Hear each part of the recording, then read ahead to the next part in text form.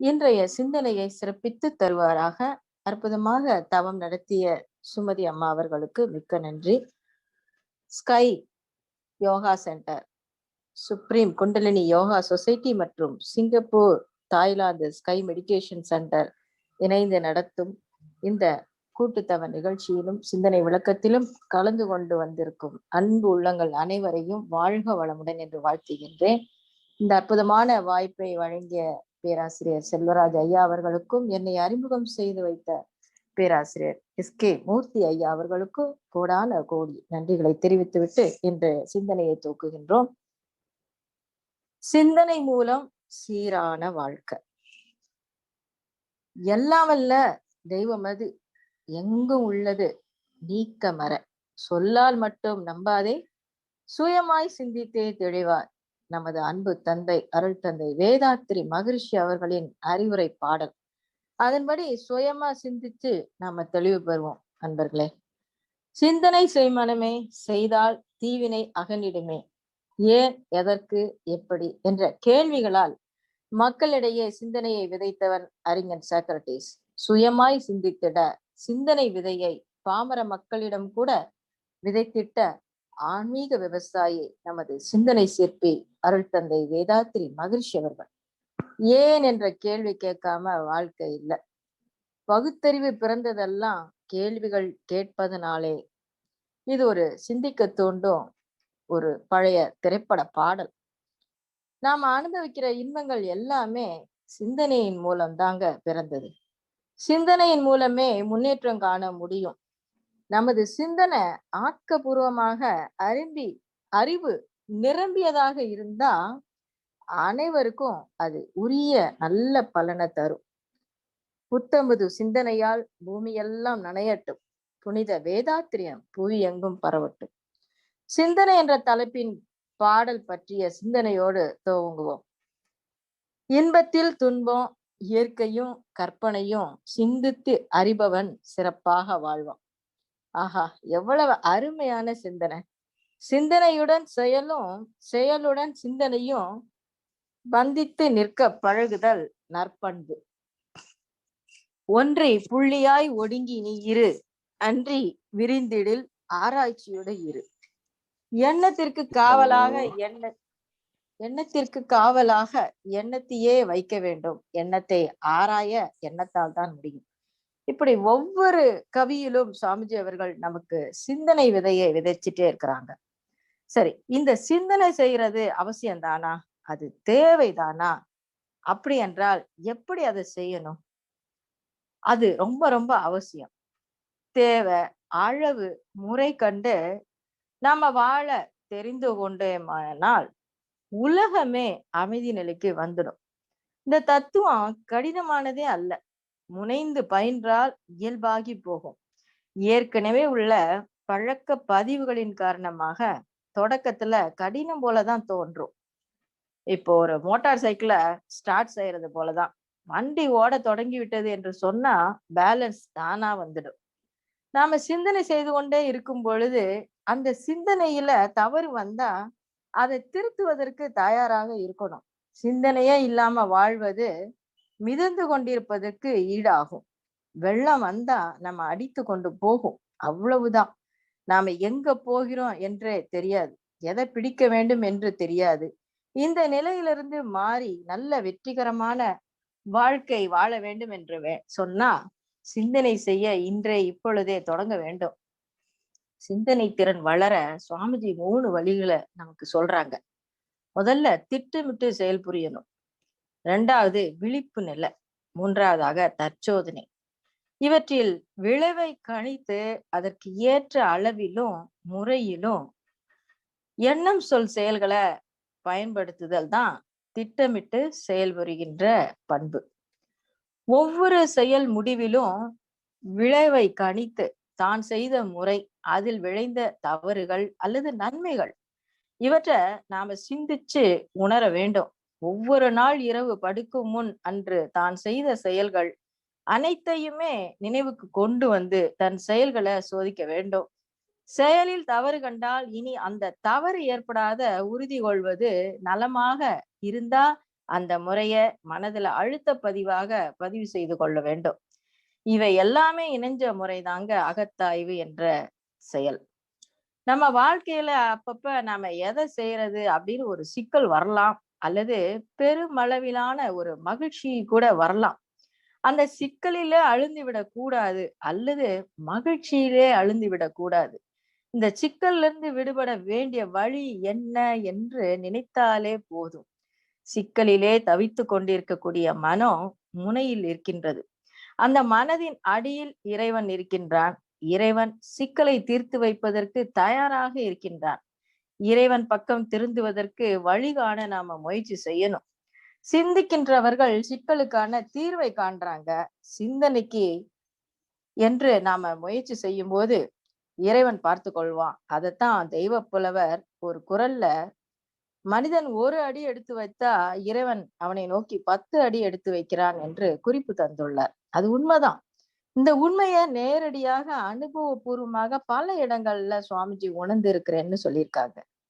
செயலிலே சிந்தனை செய்வோம், சிந்தனையோடு சிந்தனை செய்து பிறகு செயலுக்கு வருவோம். ஆழ்ந்து ஆழ்ந்து சிந்தித்து பார்க்கும் பொழுது நமது அறிவை 4 பிரிவாக பிரிக்கலாம். இப்படி செய்யறது ஒண்ணும் பெரிய விந்தையோ வித்தையோ அல்ல. இதனை ஒரு விஞ்ஞானி தான் செய்ய வேண்டும், அல்லது ஒரு சைக்காலஜிஸ்ட் தான் செய்ய வேண்டும் என்பதெல்லாம் இல்ல. யாருக்கெல்லாம் மனம் இருக்குதோ அதை பத்தி நினைச்சு அதை சரிப்படுத்த வேண்டும் என்று முயற்சி செய்யறவங்க எல்லாருமே சைக்காலஜிஸ்ட் தான். எல்லாம் வல்ல இறை முழுமுதற் பொருளாக எல்லா இயக்கங்களையும் நடத்தி கொண்டிருக்கக்கூடிய அந்த ஆதிசக்தியாக இருக்கும் நிலைதான் டோட்டல் கான்சியஸ்னஸ் என்று சொல்லக்கூடிய முற்றறிவு. அது எல்லா பொருள்களுக்கும் எல்லாருக்கும் சமம். இயற்கையினுடைய அமைப்பையே லா ஆஃப் நேச்சர் என்று சுவாமிஜி சொல்வாங்க. ஒவ்வொரு உயிரும் பரிணாம வளர்ச்சி அடையுது. பரிணாமம் என்றால் இவல்யூஷன், அதாவது ஹெரிடிட்டரி லிங்க். உதாரணமா ஒரு கரப்பாம்பூச்சியை எடுத்துக்கொள்வோம். அது இன்னொரு கரப்பாம்பூச்சிக்கு பிறந்ததாகத்தான் இருக்கும். இப்படி பார்த்து கொண்டே சென்றோமானா எங்கேயோ போய் முடியும். கரப்பாம்பூச்சிக்கு சற்று வேறுபட்ட 2 பூச்சிகள் சேர்ந்து அவற்றிலிருந்து தான் முதலில் ஒரு கரப்பாம்பூச்சி வந்திருக்கும். அதற்கு மேலும் அந்த 2 செடி கொடிகளை பிடித்து கொண்டே போனா அதற்கு மூலம் பாசியாக இருக்கும்.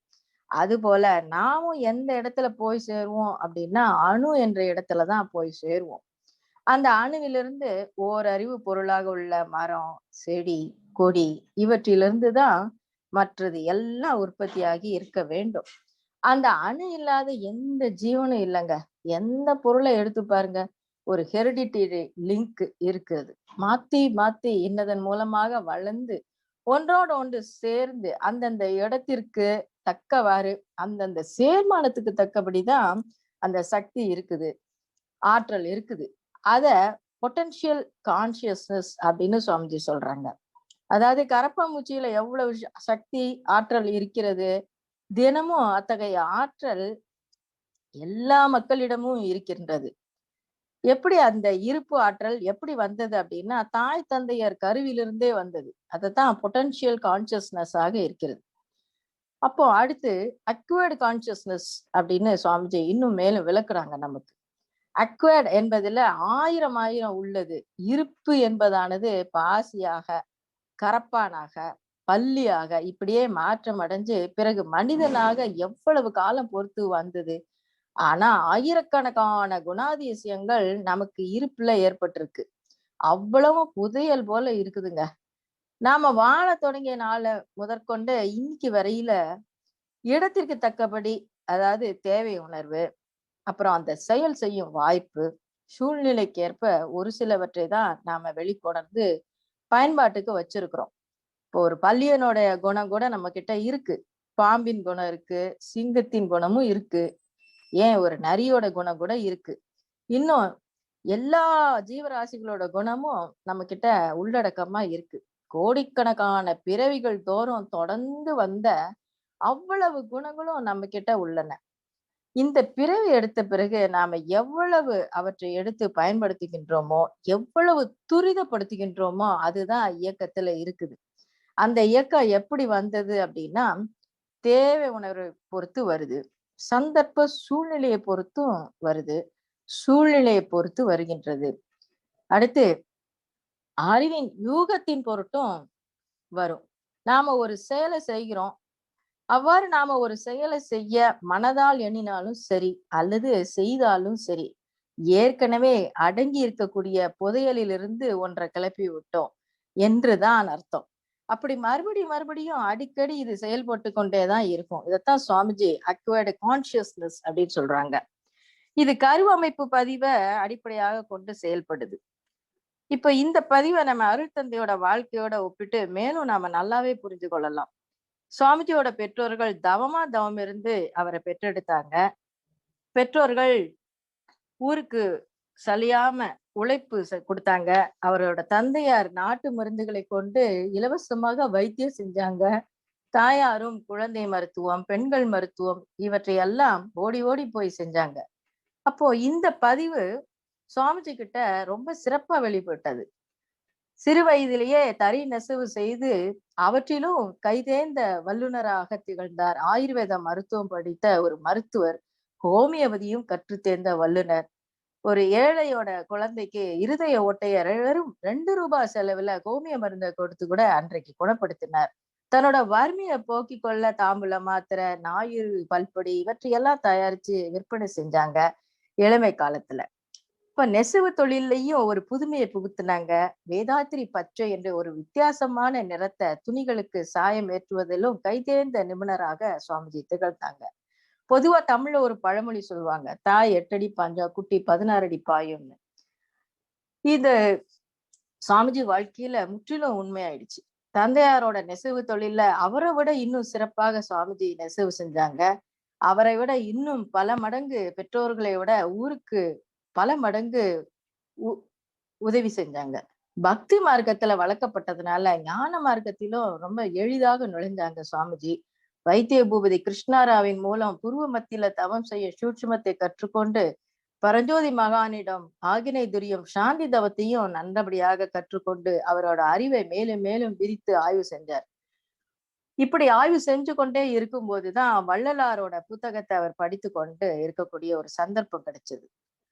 அருள் தந்தைய ரொம்பவும் ஈர்த்துச்சு. அந்த புத்தகத்துல அப்படி என்ன அப்படின்னா, வள்ளலார் எழுதியிருக்கிறாங்க, இப்பொழுது என்னுடைய உரை வரும் நேரம் அப்படின்னு. அதாவது இறைவனுடன் தான் பேசக்கூடிய நேரம் வந்து விட்டது என்று சொல்லியிருந்தார்.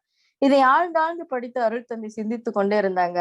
அன்றிலிருந்து அதிகாலை 3 மணியிலிருந்து 5 மணி வரை அவருக்கு தூக்கம் என்பதே வருவதில்லை. அப்பொழுதுதான் சுவாமிஜி துரிய தவத்துல ஆழ்ந்து ஒடுங்கி இருக்கும்போது துரியாதீத தவத்துல லயமாச்சு அவரோட பேரறிவு. ஆழ்ந்த மௌனத்துல இருக்கும்போது அன்றைக்கு மட்டும் இரவுல 35 கவிகள் அவருக்கு உதயமாச்சு. அதெல்லாம் ஞானமும் வாழ்வும் புத்தகத்துல குறிப்பிட்டிருக்காங்க. சிந்தனை அறிவின் சிறப்பே மனிதன் என்பார் அருள் தந்தை அவர்கள். அந்த அளவுக்கு ஒரு பொட்டன்ஷியல் கான்சியஸ்னஸ் வந்து சுவாமிஜிக்கு நிறையவே இருந்தது. அவரோட எண்ணம் என்னன்னா, 50 வயதுக்கு மேல தன்னை வந்து உலக சமுதாயத்திற்கு அர்ப்பணித்து விட வேண்டும் என்ற எண்ணம் தீவிரமாக இளமை காலத்திலே இருந்தது. அன்றைக்கு வள்ளல் பிரான் அவரோட சீடர்களுக்கு என்ன சொன்னாரு? உங்களுக்கு இதுகாரும் நேரில் சொல்லி வந்தோம். கேட்டு திருந்தி உடன் எழுந்திர திகழ்வார். உருவ நேரும் தேரிடல். கடை விரித்தோம் கொள்வார் இல்லை கட்டிவிட்டோம். ஆனால் அச்சில் வார்ப்போம் ஆகா வீடில் மிடாவில் வார்ப்போம். இப்பொழுது இவ்வுடம்பில் இருக்கிறோம், இனி எல்லார் உடம்பிலும் புகுந்து கொள்வோம். இவ்வண்டத்தில் எங்கெங்கு சென்றாலும் அங்கங்க இருப்போம், திருத்தி விடுவோம், அஞ்ச வேண்டாம்னு சொன்னாங்க. அதே போல சுவாமிஜியோட அந்த எண்ணமும் வள்ளலாரோட எண்ணமும் ஒன்றுபட்டது. தன்னோட எண்ணங்களை செயல்படுத்துவதற்காக ஒரு நல்ல சீடரை தேர்ந்தெடுத்தார். அருள் தந்தை தான் அந்த நல்ல சீடர். ஒரு நாள் பௌர்ணமி தினம் இரவு சுமார் 12 மணி 12:30 மணி இருக்கும். நல்ல நில ஒளி திண்ணையில கால்பாக விழுந்து கொண்டிருந்தது. நன்றாக உறங்கி கொண்டிருந்த சுவாமிஜி அவர்கள் கண் விழித்து பார்த்தாங்க. 2 அடி தொலைவில் அருள்ஜோதி ராமலிங்க வள்ளலார் சுத்த வெள்ளை ஆடையோடு தலையை அதே வெள்ளை துணியால் மூடிய நிலையில அமர்ந்திருந்தாராம். அப்போ சுவாமிஜிக்கு ஒரு படபடப்பு உண்டாச்சு. அவருக்கு வணக்கம் செய்ய வேண்டும் என்ற நோக்கத்துல எழுந்து அவருடைய அடியை நாடினார்கள். அப்போ சுவாமிஜி கிட்ட வள்ளலார் சொல்றாரு, நான் உன்னோடு 10 ஆண்டு காலம் இருக்க போகிறேனப்பா, இதை இப்பொழுது யாரிடமும் சொல்லாது என்று கூறிய வார்த்தைகளை தெளிவாக கேட்டாங்க சுவாமிஜி. உருவமும் பார்த்தாங்க. அருள் பாலித்த உரையும் கேட்டாங்க. உடனே காட்சி மறைந்து விட்டது. உடம்பெல்லாம் புல்லரித்தது. மகிழ்ச்சி தாங்க முடியவில்லை. என் மனைவியை எழுப்பி கூறி மகிழலாம் என்றால் பிறரிடம் கூறக்கூடாது என்று அருளாணை தடுத்தது. என் செய்வேன் அப்படின்னு சுவாமிஜி வள்ளலாரோட அந்த காட்சிய சொல்லியிருக்காங்க. இத நான் ஆரம்பத்துல சின்ன வயசுல ஒரு 22 வயசு இருக்கும். அப்ப நான் படிச்சேன். அப்போ சுவாமிஜிக்கு வள்ளலார் காட்சி கொடுத்திருக்காங்க. இந்த பக்தி மார்க்கத்துல எல்லாம் பக்தன் கேட்டு அழுதான்னா உடனே சுவாமி வந்து வரம் கொடுக்கிற மாதிரி வள்ளலாரும் வந்து கொடுத்திருக்கிறாரு அப்படின்னு அதை சாதாரணமா நான் எடுத்துக்கிட்டேன். அப்புறம் கொஞ்ச நாள் கழிச்சு என்னோட சிந்தனை வலுத்துது. பருவுடல் தான் அழிந்திருக்குமே, அப்புறம் எப்படி வந்து இப்படி காட்சி கொடுக்க முடிஞ்சது அப்படின்னு இன்னும் ஆழமா யோசிச்சேன். யோசிக்கும் போது அவர் குரலை கேட்டிருக்கிறாரு, அவரோட தோற்றத்தை பார்த்திருக்கிறாரு. எப்படி எப்படின்னு அப்படின்னு நினைக்கும் போதுதான் அப்போ அந்த காந்த தேகத்தை தான் அவர் பார்த்திருக்கணும். அப்ப அந்த காந்த தேகத்தை பார்க்கணும்னா அப்ப ஞானேந்திரிய கர்மேந்திரியங்கள்ல எந்த அளவுக்கு அருள் ஆற்றல் வந்து திணிவு பெற்று இருக்கணும். அப்போ மகரிஷி வந்து சாதாரண மனிதர் இல்ல. அவர் வந்து 35 வயதிலேயே ஞானம் பெற்றிருக்கிறாரு. அவர் வந்து நிறைய உலகத்திற்கு தொண்டு செய்யணும்னு நினைச்சிருக்கிறாரு. அதனாலதான் அவருக்கு வந்து நாளுக்கு நாள் அவரோட ஆற்றல் வந்து அபரிமிதமாக பெருகி கொண்டு இருக்கிறத வள்ளலார் உணர்ந்திருக்க வேண்டும். அதனால்தான் சுவாமிஜியை தேர்ந்தெடுத்து அவர்கிட்ட ஒரு 10 ஆண்டுகள் இருப்பதாக ஒப்புக்கொண்டு இருந்திருக்கிறார். அதன் பிறகு வள்ளலார் மூலமாக பல நன்மைகளை உலகத்துக்கு சுவாமிஜி செஞ்சிருக்கிறாங்க. அப்ப இந்த பொட்டன்ஷியல் கான்சியஸ்னஸ் வந்து நிறையவே சுவாமிஜிக்கு இருந்திருக்கு. அளப்பெரிய ஆற்றல் வாய்ந்தவங்க சுவாமிஜி.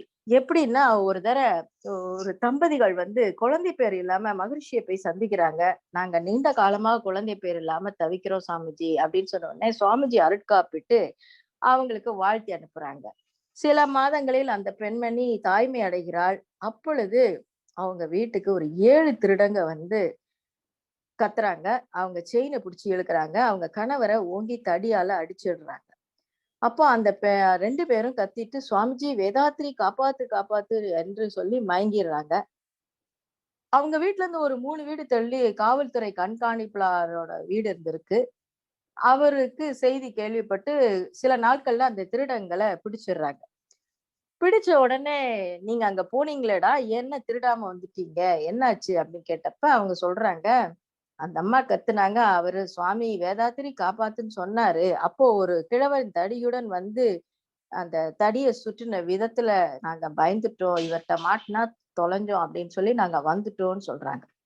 அப்ப இந்த செய்திய நான் கேள்விப்பட்ட உடனே சுவாமிஜி அன்பும் கருணையும் உருவானவர். எப்படி இப்படி திருடர்களை மிரட்டினாரு அப்படின்னு ஒரு எண்ணம் வந்தது. ஏன்னா ஏற்கனவே ஒரு திருடன் வந்து திருவான்மியூர்ல தலைமையகத்துல சுவாமிஜி தங்கி இருக்கும் போது அவரோட வாட்சை திருடிட்டு போனப்ப வாழ்க வளமுடன் என்று வாழ்த்தி அனுப்பினார். அந்த திருடனும் அந்த கடிகாரம் அலாம் அடிக்கும் போதெல்லாம் சுவாமிஜி வாழ்க வளமுடன் சொல்ற அந்த வாசகம் அந்த வார்த்தைகளே அவருக்கு நினைவுக்கு வந்து மீண்டும் திருவான்மியூர் வந்து சாமிஜி கிட்ட மன்னிப்பு கேட்டு உங்க வாட்சை திருடினவன் நான் தான், என்னோட திருட்டு தொழில் நல்லா நடக்கணும்னு வாழ்த்துங்கன்னு கேட்டானாம். அப்ப அப்படி அந்த திருடனுக்கு அன்பா சொன்னவரு இங்கேயே திருடர்கள் கிட்ட இப்படி தடியோட நடந்து கொண்டோம் அப்படின்னு நான் நினைச்சேன். அப்பதான் மேலும் ஆழ்ந்து சிந்திக்கும் போது ஒரு உண்மை புரிஞ்சது. எண்ணத்தோட ஆற்றல் சுருங்கி விரிவடையும் தன்மையுடையதுன்னு சொல்லியிருக்காங்க சுவாமிஜி. மகர்ஷி அருட்காப்பிட்ட அந்த எண்ண அலைகள் காந்த ஆற்றலாக சுருங்கி நம்பிக்கையோடு அதை பெற்ற அந்த அன்பர்களுடைய கருமையத்துல பதிவாகி இருக்கு. அப்ப காலத்தால அந்த சூழ்நிலையும் தேவையும் வரும்போது அவங்க உயிர் சக்தி மூலமாகவே அது விரிந்து செயலுக்கு வந்து பாதுகாப்பாக அமைந்து விடுகின்றது அப்படின்னு சொல்லியிருக்காங்க. அதாவது சுவாமிஜியோட அந்த தோற்றம் அவங்க உயிர் சக்தியில பதிஞ்சிருக்குது. அவர் இட்ட காப்பும் அவங்களோட அந்த தம்பதிகளோட உயிர் சக்தியில பதிஞ்சிருக்கு. அவங்க மயங்கின உடனே அந்த உயிர் சக்தியில இருந்த பதிவு காந்த தேகம் வெளியில வந்து அவங்கள மிரட்டி இருக்கு. அந்த நேரம் அவங்க வாழ்க வளமுடன் என்று வாழ்த்து சொல்லியிருந்தா அந்த திருடங்களுக்கு பயம் வந்திருக்காது. அதனால இப்படி ஒரு ஒரு நடிக்க வேண்டியதாக இருந்தது அப்படிங்கிறத நான் வந்து அதுக்கப்புறம் உள்ளுணர்வாக இருந்து எனக்கு புரிந்து விட்டது. ஏன்னா எந்த ஒரு விஷயத்தையும் ஆழ்ந்தாழ்ந்து சிந்திக்கும் போது அந்த சிந்தனையின் விளைவு நமக்கு வந்து தெரிஞ்சிரும். திரும்ப திரும்ப திரும்ப யோசிக்கும் போது அதே மாதிரி மகர்ஷியோட வாழ்க்கை வரலாறு படிக்கும் போது பிறவி எப்படி நீள்கின்றது என்ற ரகசியத்தை சுவாமிஜிக்கு இறைவன் ஒரு பெரிய சோதனை மூலமா தான் உணர்த்தினார்னு அந்த வாழ்க்கை விளக்கத்துல சுவாமிஜி சொல்லியிருப்பாங்க. ஏன்னா தனக்கு 2வது திருமணம் செய்தும் குழந்தை பேர் இல்லாததுனால அவர் மேலும் ஆய்வு செய்கின்றார். ஒரு மனிதனுக்கு குழந்தை பேர் இல்லாததுக்கு 3 காரணத்தை முன்வைக்கிறாங்க. இளமையிலே வித்து கெட்டு போறது, அப்புறம் சந்நியாசம் மேற்கொள்ள வேண்டும் என்ற உறுதிப்பாடு, 3வதாக வினைகள் கழிக்கப்பட்டு பாவப்பதிவுகள் எல்லாம் தீர்ந்த நிலையில பதிவுகள் நீங்க பெற்ற நிலையிலையும் ச சந்ததி தோன்றாது. இப்படி 3 காரணத்தால தனக்கு சந்ததி தோன்றவில்லை அப்படிங்கிறத அதுல 3வது காரணம். வினைகள் எல்லாம் கழிக்கப்பட்டு தூய்மை அடைந்துட்டாங்க சுவாமிஜி அப்படிங்கிறதுதான். இப்போ ஏன் இப்படி 2வது திருமணம்? ஏன்னா உம் எந்த ஒரு பெண் தன் மனைவியை தவிர வேற எந்த பொண்ணையும் ஏறெடுத்து பார்க்காத சுவாமிஜிக்கு இவ்வளவு பெரிய சோதனையா வரணும் அப்படின்னு நான் சிந்திச்சிட்டு இருக்கும் போதுதான் உலகத்துக்கு அருகுண சீரமைப்ப வாழ்ந்து காட்டணும் அப்படிங்கிறதுக்காக இறைவன் வந்து பல சோதனைகளை நிகழ்த்தினா அதுல இந்த சோதனையிலயும் சுவாமிஜி வந்து வெற்றி அடைஞ்சிருக்காங்க. அதுல வந்து சொல்லுவாங்க, பெண்டிரண்டு கண்டாலும் பெருநெருப்பு சாம அளவும் துக்கம் அப்படின்னு சொல்லுவாங்க. எத்தனை பெண்களை மணந்தாலும் எல்லை எந்த சுகமும் இல்லை அப்படிங்கறத அவங்க உணர்ந்து சொல்லியிருக்கிறாங்க. ஏன்னா பலருக்கும் வாழ்க்கை பாடமாக இருக்கின்றது. அன்றைக்கே ஒரு அன்பர் சுவாமிஜியை சந்திச்சு 2வது திருமணம் செய்ய வேண்டும் என்ற நோக்கத்தோடு வந்தவருக்கு 2 தாரம் வேண்டாம் என்ற 12 கவிகளை கொடுத்து படிக்க சொல்லி அவருக்கு வந்து வாழ்க்கையில ஒரு திருப்பு முனையை ஏற்படுத்தி கொடுத்தாங்க.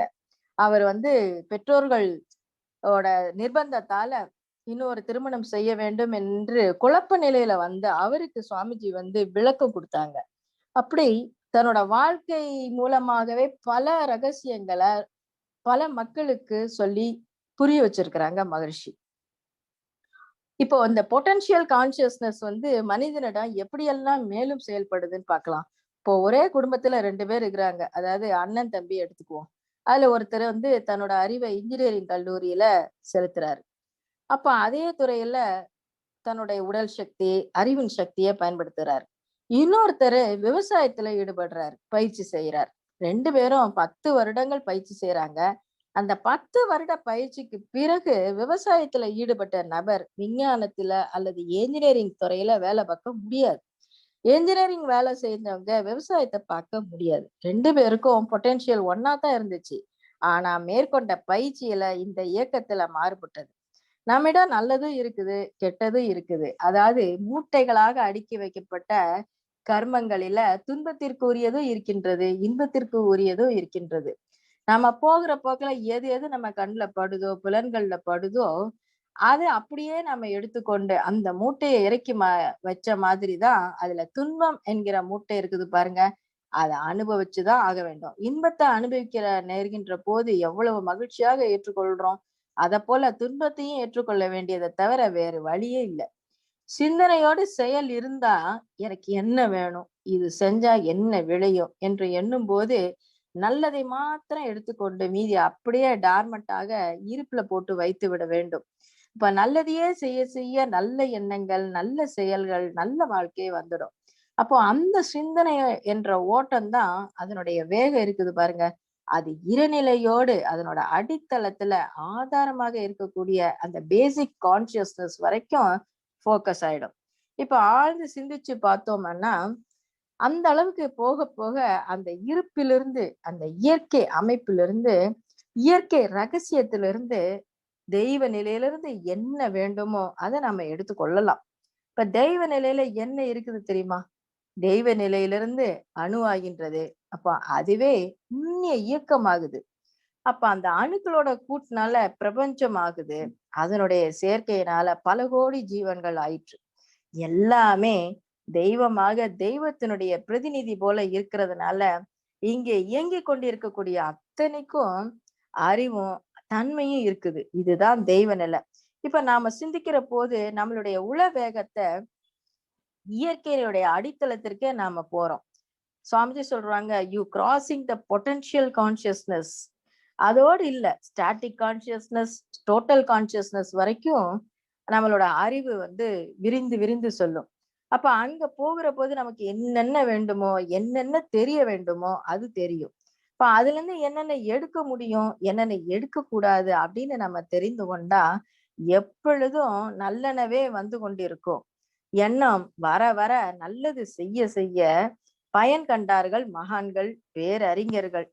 அவங்களோட அறிவின் அலைகள் எவ்வளவு இருக்குதோ, அவைகளெல்லாம் நமக்கும் வந்து கொண்டே இருக்கும். எப்படி நாம இருக்க வேண்டும் என்றால், எப்போதும் பிறருக்கு உதவி செய்து கொண்டே இருக்கணும். பிறரிடமிருந்து வாங்குவது என்பதே வேண்டாம். அவங்க செஞ்சாலும் சரி, செய்யாட்டாலும் சரி, அவங்களுக்கு உதவி செய்ய வேண்டும். இத்தகைய மனவிரிவு ஏற்படும்போது, இறைநிலையோடு ஒட்டி இருக்கிறது நல்லா தெரியும். அப்போ இந்த மாதிரி ஆழ்ந்தாழ்ந்து நம்ம சிந்திக்கும்போது, நாள்தோறும் நம்ம மனவளக்கலை பயிற்சிகள நம்ம சிந்திக்கும்போது, வாழ்க்கையில அன்றாடம் நமக்கு ஏற்படுகின்ற நன்மை, தீமைகள் எல்லாம் அகத்தாய்வு செய்து செய்து நாம அறிவு தெளிவு பெறுவதற்கு மிகவும் ஏதுவாக இருக்கும். இப்ப நான் பயிற்சி செஞ்சுட்டு இருக்கும்போது, சில தமிழாசிரியர்கள் நான் தமிழ் இலக்கியம் படித்துக் கொண்டிருந்தேன்.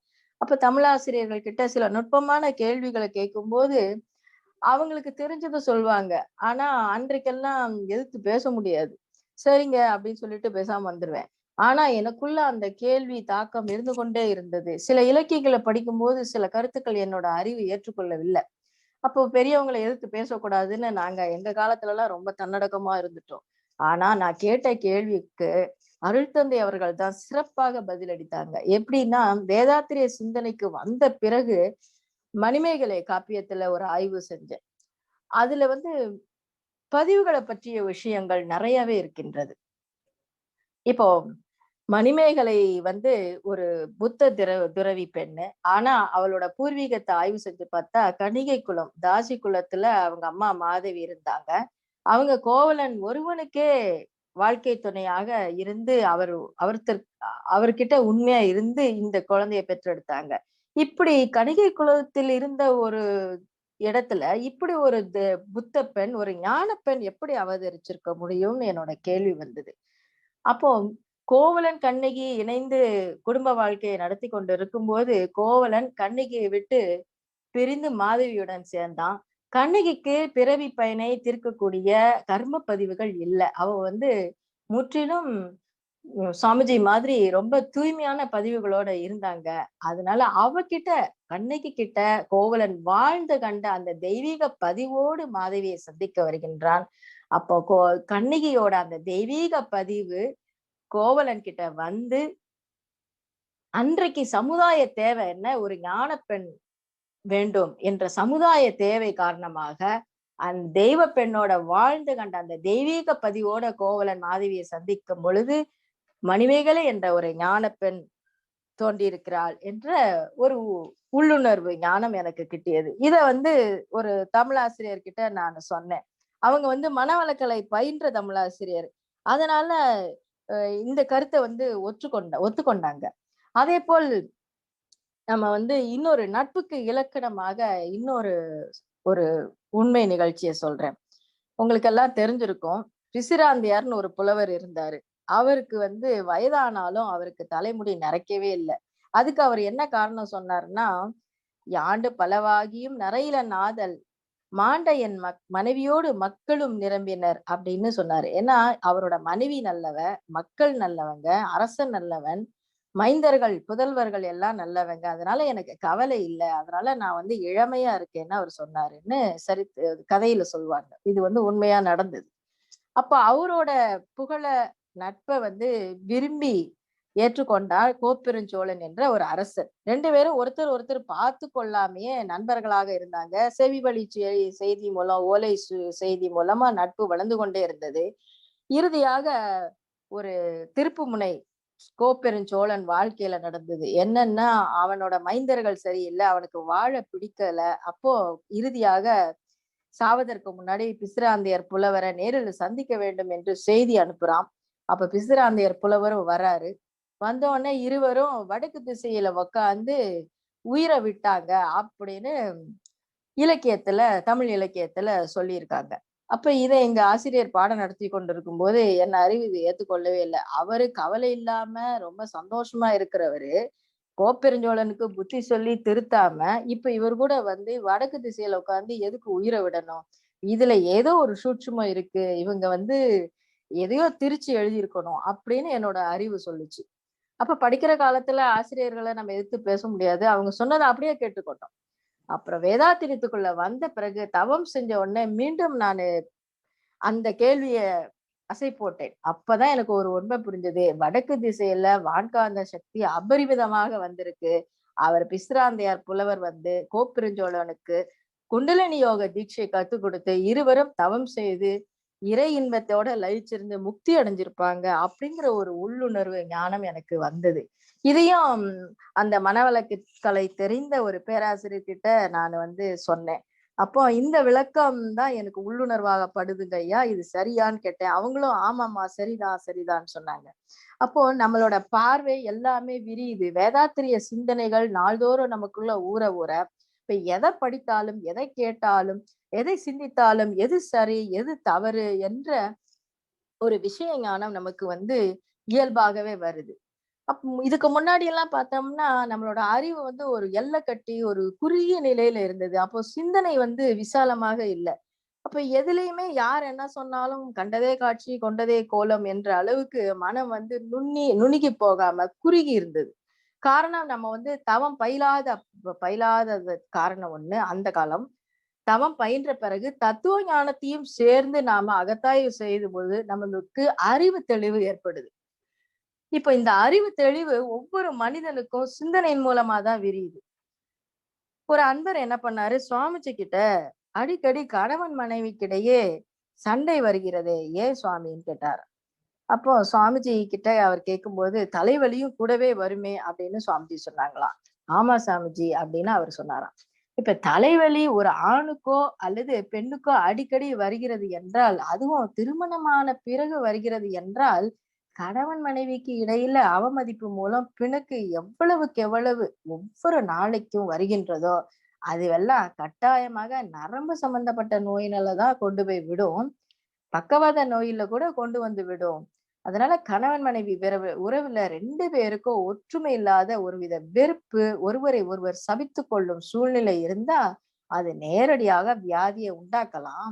இன்னும் அழுத்தமாக வேதனை இருக்குமே ஆனால் பிரதிபலிப்பு விபத்துகள் கூட உண்டாகலாம். அதனால நலமே எண்ணி எண்ணி நலமே செய்ய வேண்டும் என்ற சிந்தனையை நம்ம வளர்த்து கொள்ளணும். எல்லாம் வல்ல இறைவன் கணவன் மனைவி உறவுக்கு இடையில எத்தனை ஆயிரம் மகிழ்ச்சியை வைத்திருக்கிறான் தெரியுமா? ஆனா அத்தகைய மகிழ்ச்சிய புரிந்து கொள்ளாததுனால, மகிழ்ச்சிய அனுபவிக்க தெரியாததுனால, சைக்காலஜி என்னன்னு தெரியாம, அதனுடைய விளைவை அறியாம துன்ப சூழல்ல மனிதன் வாழ்ந்து கொண்டிருக்கிறான். அப்போ சிந்தனையை ஊட்டணும். அந்த சிந்தனையின் மூலமாக தான் நாம செய்ய வேண்டியது என்ன, செய்யக்கூடாதது என்ன, தவறான செய்கையாலும் தவறான எண்ணத்தாலும் தான் என்னென்ன விளைவுகள் வருகின்றன என்று தெரிந்து கொண்டு மனிதன் வாழ தொடங்க வேண்டும். இந்த உலகத்துல ஒவ்வொருத்தரும் தனக்கு இருக்கின்ற தகுதி, வாய்ப்பு, வசதி இவற்றை கொண்டு பிறருக்கு இயன்ற வரை உதவி செய்வது என்று ஆரம்பிப்பதாக இருந்தா இந்த உலகம் எவ்வளவு நல்லா இருக்கும். இதற்கு ஒன்றும் கடன் வாங்க வேண்டியது இல்லை. இதை செயல்படுத்துவதற்கு நம்மிடம் எல்லாம் இருக்கின்றது. இதன் பெயர்தான் ஆன்மீக அறிவு. அப்போ அந்த ஆன்மாவிற்கு மதிப்பளித்து துன்பம் இல்லாமல் இருப்பதற்கும் ஏற்கனவே உள்ள துன்பத்திலிருந்து விடுதலை அடைவதற்கும் ஆன்மீக உணர்வு ஒரு மனிதனுக்கு வந்துவிட்டால் அதற்கு பெயர்தான் ஆன்மீக வாழ்வு. வேறு ஒண்ணும் இல்லை. சும்மா பஜனை செய்வதாலேயோ திவ்ய நாம சங்கீர்த்தனம் போடுவதாலேயோ ஆன்மீக அறிவு வந்துடாது. ஒரு மாட்டை தொழுவத்துல கட்டி வச்சிருக்கிற வரைக்கும் தான் நம்ம வீட்டுல அது மேய்ஞ்சு கொண்டு இருக்கும். அதை கட்டாம விட்டுட்டா அண்டை வீட்டுல போய் மேயும். இத போலதான் பஜனை செய்கிற நேரத்துல மனிதனுடைய மனம் வேறு கெடுதல் செய்யாது இருக்கின்றதே, அதுதான் கடவுளுக்கும் அந்த மனுஷனுக்கும் உள்ள உறவு. அப்ப அந்த பஜனை முடிஞ்ச மறுகணமே சுண்டல்ல தகராறு தொடங்கி போராட்டமாகவே உருவெடுக்குது. அதாவது அவிழ்த்து விடப்பட்ட மாடு எங்கேயோ ஓடுது. அப்போ சிந்தனை ஒன்று இருந்திருந்தா இப்படி ஓடுமா? அப்போ சிந்தனை செய்து கொண்டுதான் ஆக வேண்டும். அதற்கு தவம் வேண்டும், தற்சோதனை வேண்டும். சிந்தனை செய்வது அவசியம்தானா? அப்படி என்றால் அதை எப்படி செய்ய வேண்டும்? மிக மிக அவசியம், தேவை. அந்த அளவு முறை கண்டு வாழ தெரிந்து கொள்ள வேண்டும். அப்படி தெரிந்து கொண்டா இந்த உலகமே அமைதி நிலைக்கு வந்துடும். இந்த தத்துவம் கடினமானதே அல்ல. முனைந்து பயின்று இயல்பாகி போய்விடும். அப்ப ஏற்கனவே உள்ள பழக்க பதிவுகளின் காரணமாக தொடக்கத்துல கடினம் போல தோன்றும். இப்ப கார் ஸ்டார்ட் செய்யறது போலதான். அதாவது ஸ்டார்டிங் ட்ரபிள் தான் வண்டி ஓட தொடங்கி விட்டது என்று சொன்னா பேலன்ஸ் தா தானாவே வந்துடும். எப்பவுமே கொஞ்சம் ஆரம்பிக்கிறதுக்கு தான் சிலர் கஷ்டப்படுவாங்க. எப்படி ஆரம்பிக்கிறதுன்னு தெரியாம.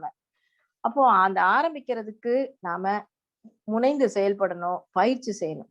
இப்ப சுவாமிஜி வந்து பள்ளி படிப்பை தாண்டாதவர் என்பது எல்லாருக்கும் தெரியும். எப்படி யார் கேள்வி கேட்டாலும் டக்கு டக்குன்னு அவங்க அறிவு நிலைக்கு இறங்கி வந்து அவங்க பதில் சொல்லுவாங்க. எப்பயுமே இறை இன்பத்தோடயே லயிச்சு இருக்கிறதுனால, சுவாமிஜி வந்து எப்பொழுதுமே ஒவ்வொரு மனிதர்கள் கேட்கக்கூடிய கேள்விகளுக்கும் தயங்காம பதில் சொல்லியிருக்காங்க. ரெக்கர்ட்ஸ் யூனிவர்சிட்டியில அமெரிக்கால சுவாமிஜி ஒரு சொற்பொழிவு கொடுத்தாங்க. அப்போ எல்லா கேள்விகளுக்கும் தயங்காம மக்கள் கேட்கிற கேள்வி முடியறதுக்குள்ளாடியே பதில் சொன்னாங்களாம். ஒரு சரித்திர பேராசிரியர் சுவாமிஜி கிட்ட, சுவாமிஜி நீங்க உலக சரித்திரம் படிச்சிருக்கீங்களா அப்படின்னு கேட்டாராம். புத்தக கல்வி கற்றவர் அல்லவே சுவாமிஜி. ஆனாலும் அதற்கு பதில் சொன்னாங்க. நான் உலக சரித்திரம் படிச்சது இல்ல. ஆனா அதுல என்ன இருக்குது அப்படிங்கிறது எனக்கு தெரியும். இப்போ நாகரீகம் தோன்றிய காலம் தொட்டு இது வரைக்கும் உலகத்தை 3 துறை தலைவர்கள் தான் ஆட்சி செய்து கொண்டிருக்காங்க. அரசியல் தலைவர்கள், பொருள்துறை தலைவர்கள், மத தலைவர்கள். இவங்க 3 பேரும் ஒரு எழுதப்படாத சட்டத்துல இணைஞ்சே உலகத்தை ஆளுகிறார்கள் என்று கொள்ளலாம். அதுல நல்லவங்களும் உண்டு. ஆனா சந்தர்ப்பவசமாக மனித குலத்தினுடைய சாபக்கேடாக மனிதனுடைய தன்மையே தெரியாத மூட நம்பிக்கையில் ஊறிய மத தலைவர்கள், பொருளை மையமாக வச்சு போட்டி போட்டு ஆயுதங்களை செஞ்சு குவிக்கும் பேராசை பிடித்த பொருள்துறை தலைவர்கள், எவ்வளவு வந்தாலும் அழித்தே இன்பங்காணும் அதிகார வெறி கொண்ட அரசியல் தலைவர்கள். இவங்க இதுவரை உலகில் மனித குலத்துக்கு பொருளுக்கும் என்ன அழிவை செஞ்சாங்களோ அவற்றின் ஒரு தொகுப்பு தான் இன்றைய உலக சரித்திரமாக உள்ளது அப்படின்னு சொன்னாங்களாம்.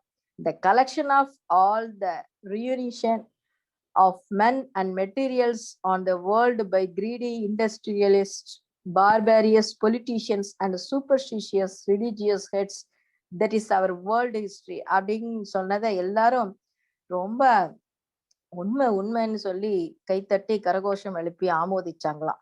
மேலும் உலக சரித்திரம் என்பது ஆதி முதல் இன்று வரை எவ்வாறு தோன்றி வந்தது, இன்றைய மனித குலத்தின் நிலை என்ன, எதிர்காலத்தில் மனிதன் சிறப்பாக வாழ என்னென்ன தேவை என்பதையும் விளக்குவதாகவும் அமையும் என்று உலக சரித்திரம் எவ்வாறு அமைய வேண்டும் அப்படின்னு சுவாமிஜி விளக்கமா பதில் சொன்னாங்க. அதுல ரொம்ப சாட்டிஸ்ஃபை ஆயிட்டாரு ஒரு விஞ்ஞானி. இறுதியா அவர் ஒரு கேள்வி கேட்டாராம்.